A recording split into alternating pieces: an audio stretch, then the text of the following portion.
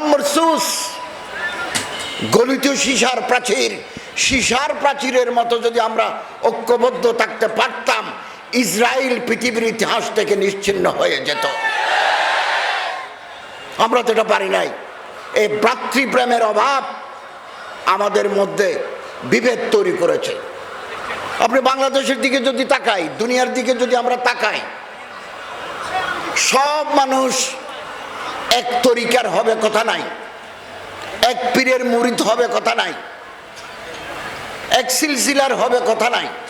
বিভিন্ন এই বিভাজনে বৈচিত্র্য। আপনি এক মাদ্রাসার ফাজল, আমি আরেক মাদ্রাসার ফাজল।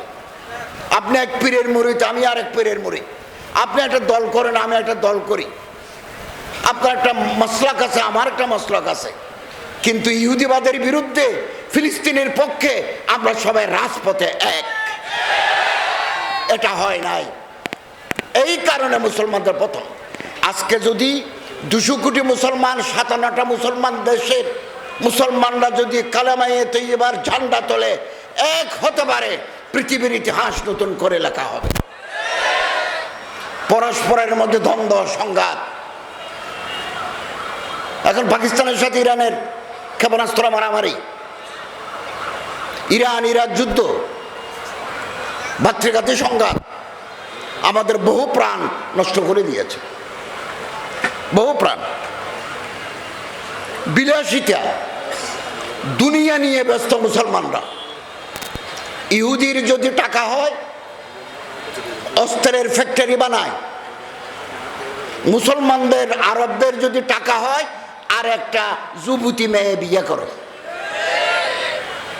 এটা আমাদের পতনের কারণ। বত আছে ঘরে, বত ঘরে আছে, আরেকটা বিয়ে করে।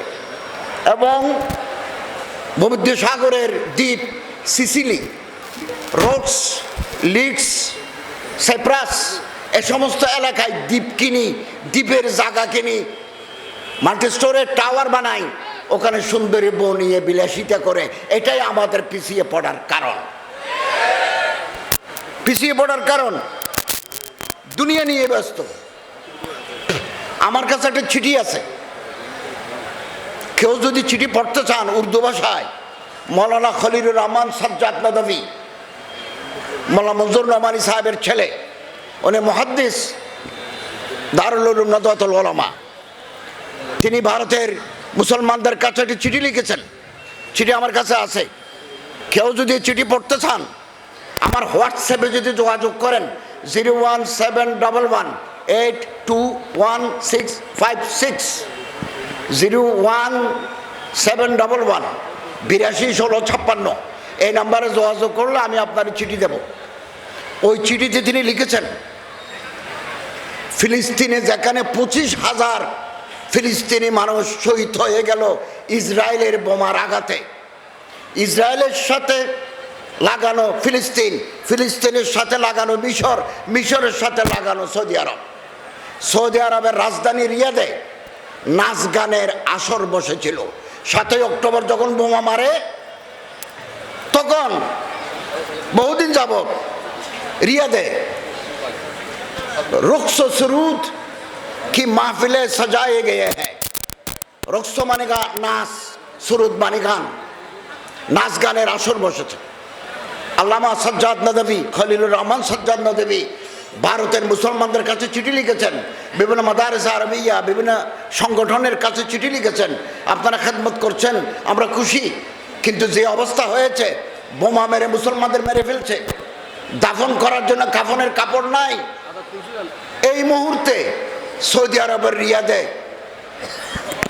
मगरिबी म्यूजिक की महफिलें सजाए जा रहे हैं।